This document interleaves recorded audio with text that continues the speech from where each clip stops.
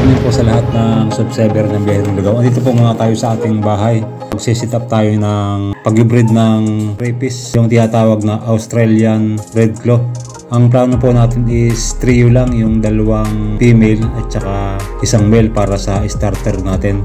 Mag-uumpisa lang tayo sa 3 piraso. So marami namang mabibilhan ng crayfish. Mayroong kasing mga nagbibinta ng 1,000, 1,2, 1,3, 1,4, 1,5. Meron tig 750. Depende po sa mabibilhan nyo kasi iba-ibang klase ang presyo ng mga seller. Dahil wala pa tayong crayfish is nag-prepare po muna tayo ng mga kailangan natin. Bilang preparasyon, bumili po tayo ng aquarium. Acrylic po ang materialis nito. Ang volume po nito is 15 gallons. Meron namang nabibiling mga glass na aquarium, pero ang mas pinili ko is yung acrylic. Mas matibay po kasi yung acrylic kaysa lang sa glass. Pwede naman pong gumamit ng ibang materyales o ibang container o ibang lagayan sa pag-aalaga ng crayfish. Meron kasing gumagamit ng rep tub, malumang container, linisin nyo lang. Meron ding gumagamit ng trapal pond, merong concrete pond, depende po sa budget. Pero dahil ako po ay mag-uumpisa pa lang sa larangan po ng crayfish is aquarium po muna.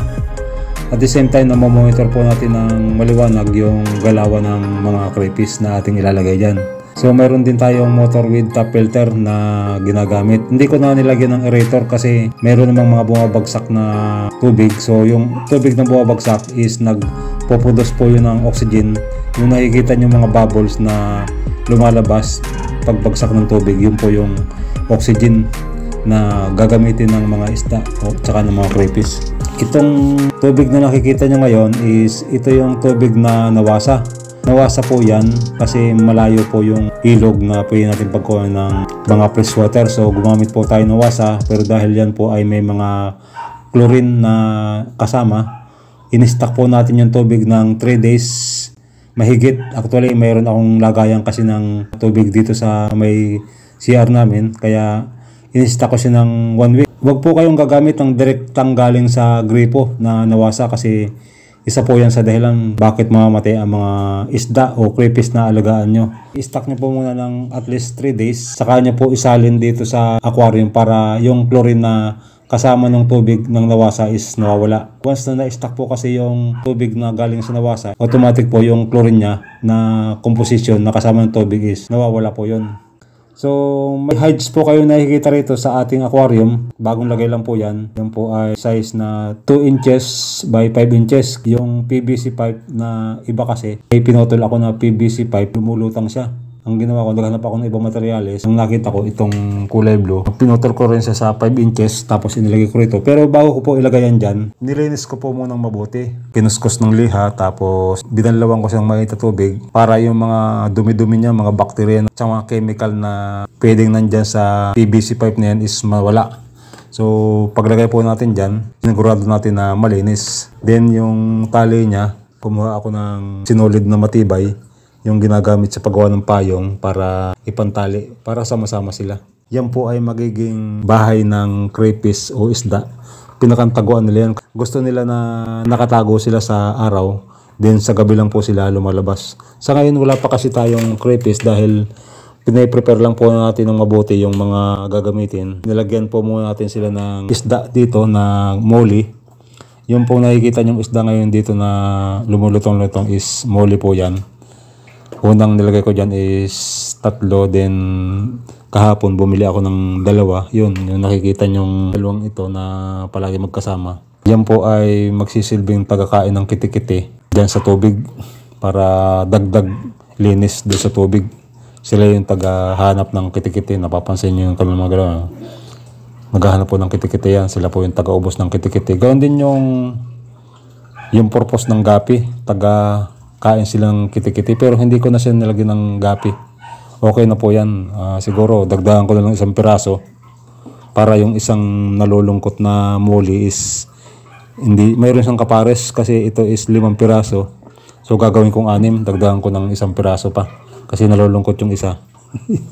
Yun na yung isa na yun. So, sa pagpakain ng isda naman, habang wala pa tayong crayfish is once a day lang, kapiraso lang, gakurot lang yung pagpakain para hindi sila na-overfeed. Magkakaroon sila ng sobrang pagkain dito. na pwede mag-cause ng ammonia. Yung kasing ammonia na nanggagaling sa pagkain is maaaring maging dahilan ng pagkamatay ng isda o ng crayfish. Kung mapapansin niyo po itong isang isda na to, parang napakalungkot itong isda na to kasi dun sa mga nabili ko kasi magkakapares itong dalawang black na to na nakikita nyo. Pares po yan, isang babae, isang lalaki. Then itong isa naman na bagong bili ko, medyo malaki ang tiyan. Pares din po yan. Ang purpose po niyan is nakakain po ng kitikiti. Ito namang cover, mas naging pabor sa kanya kasi ang crayfish is palaging gustong tumakas. So escape artist po sila base sa aking pag-aaral. So makakatulong po itong cover na to para hindi sila makatakas, para kahit sa gabi, kahit matulog po tayo or iwanan po natin ang ating mga crayfish, hindi po sila makakatakas. Actually yung tubig natin ngayon sobra yan, pero kapag dumating na yung ating crayfish is babaan lang po natin. After 1 week, nagpalit tayo ng tubig.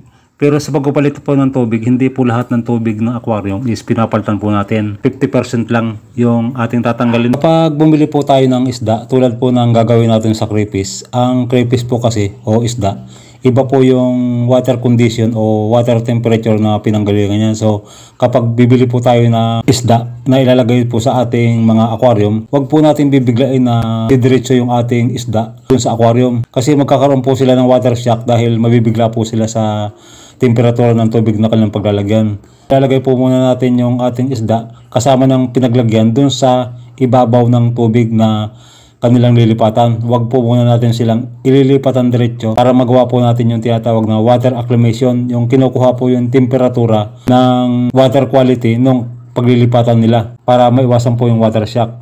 Tagal po ng water acclimation is 25 minutes po para hindi po sila ma-water shock. Doon sa presyo ng crayfish na ating gustong alagaan, sa ngayon po ang demand po niya is malaki. Pero yung supply po kinakapos. Marami pong nag-aalaga pero dahil sa tagal po na lumaki yung mga crayfish, inaabot po ito ng mga ilang buwan, almost 3, 4, 5 months. So kinakapos po ng supply. Ang market po ito ngayon is almost nasa 2,000 pesos per kilo. Ang alam ko po, 15 hanggang 25 piraso isang kilo. So yun naman pong per trio sa mga breeder. Kapag may mga nagbibenta po ng mga breeder na tinatawag, yung pong mga 5 inches, 6 inches, yung po ang isa peraso ay maabot po ng 500. Ang trio, ang bintahan ngayon is 1,200 o 1,300. Malaking pera na po yun kapag mayroon po kayong mga 10 pirasong trio. Bago ko makalimutan, ay napapansin po kayo na dahon ng talisay na nilagay ko sa aquarium. Ang dahon po ng talisay ay nakakatulong upang mapababa ang pH level ng ating tubig dito sa ating aquarium. Pangalawa, ito po ay antibacterial kaya ang ating mga alagang isda at crayfish ay naiiwasang magkasakit. Pangatlo, ito po ay nagsisilbing hides ng ating mga alagang isda. Gusto ko rin pong idagdag na dahil po sa dahon ng talisay ay nagkakaroon po ng magandang quality ng tubig ng ating aquarium. So yun lang po muna yung pwede kong i-share sa araw na ito at sana po ay nakatulong ako. Ang gusto ko lang pong i-emphasize dito is bago po natin pasukin yung isang business o isang hobby na katulad nito, lalo po at maging beneficial po siya dahil may mga return of investment naman po siya sa mga darating na araw, is pag-aralan po muna natin mabuti. Manood po kayo ng mga vlog na makakatulong po sa pag-alaga ng crayfish, mga idea, mag-research po kayo. Hindi ko po sinasabi na master ko po ang aking ginagawa, kundi nag-research din po ako. So yun lang po ang aking pwedeng i-share. Maraming salamat po sa inyo at magandang araw po sa inyo lahat.